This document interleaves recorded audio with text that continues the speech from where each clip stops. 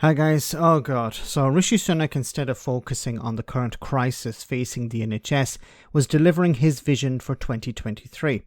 And as the Prime Minister is a Brexiteer, it was full of unicorns. Now he talked about inflation in the economy, NHS waiting lists, and of course, not to forget the racists and bigots, he promised once again to stop boats crossing the English Channel. Because during a cost of living crisis, that has to be in the top 5 things to do. Have a listen to this. 5 pledges to deliver peace of mind. 5 foundations on which to build a better future for our children and grandchildren. First, we will halve inflation this year to ease the cost of living and give people financial security. Okay, so he's going to have inflation. Well, isn't it interesting that when inflation was running at about 11%, the response from government was, it's not our fault, it's the war in Ukraine, it's rising energy prices, and it's nothing to do with Brexit, of course, but it's nothing to do with us. It's not our fault inflation is running at 10%. Now Rishi Sunak is claiming that he and his government is going to reduce inflation by half. Well, it was actually predicted about 6 months ago by the OBR and the Bank of England that inflation would fall to about 5% in 2023. So it's not Rishi Sunak doing something, it's already baked in, it was already predicted about a year ago, about 6 months ago to be more precise. This was expected. So when things are going badly, not our fault. When things are going better, yes, we're taking all the glory. And remember, inflation at 5% means things that are 5% more expensive than they are in 2022. So if something increased by 11% in 2022, it's going to increase by another 5% in 2023. And of course, politicians will sell this as some sort of victory. But this was predicted long before Rishi Sunak became Prime Minister. Second, we will grow the economy, creating better paid jobs and opportunity right across the country.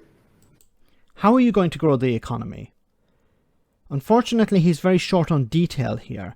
Liz Truss promised to grow the economy, and we saw what happened then. But how are you going to grow the economy when you have something like Brexit, which is slowing down the economy? And of course, the UK is the only G7 nation which has not recovered since the pandemic. Its economy has not recovered because of Brexit. It's the only country that has, apart from maybe North Korea, that has imposed economic sanctions upon itself. So how are you going to grow the economy? Third, we will make sure our national debt is falling so that we can secure the future of public services. How are you going to achieve that? I presume you're going to increase taxation. But as before, it will be taxing people who don't have money instead of taxing people who do.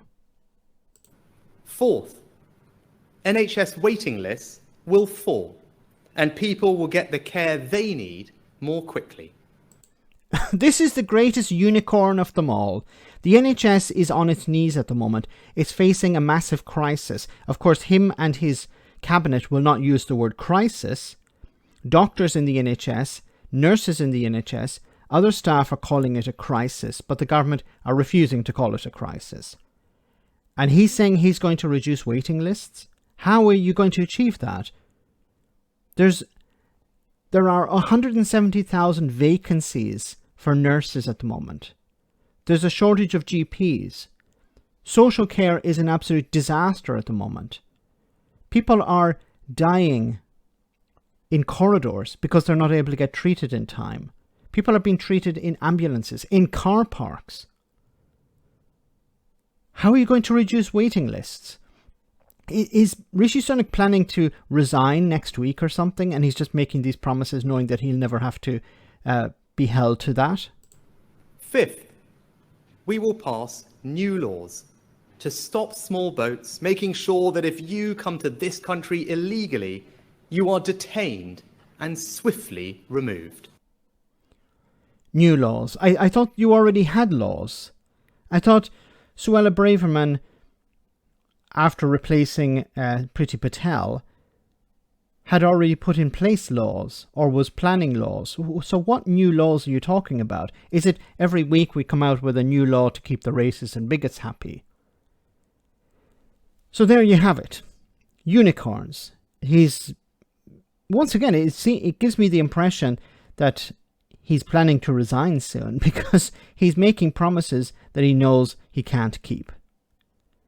Let me know in the comment section, guys, what you think about all of this. As always, your comments are greatly appreciated. Thanks a lot.